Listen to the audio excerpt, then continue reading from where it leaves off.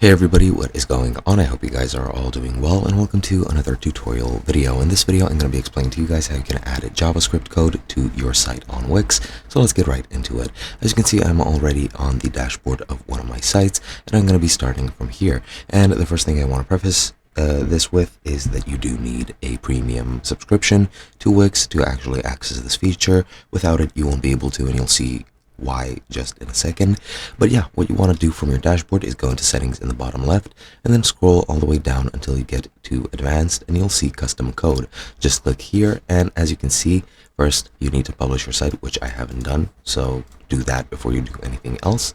And as you can see, this is the custom code segment, and you could add custom code either to the head or to the body of your site. And as you can see, I cannot do so because my site or my account isn't under a subscription. But yeah, if you do have a subscription and if you have published your site, you can easily just add custom code, copy in the JavaScript code into the new snippet, and that should be it. Hope you guys enjoyed, and I'll be seeing you guys in another video.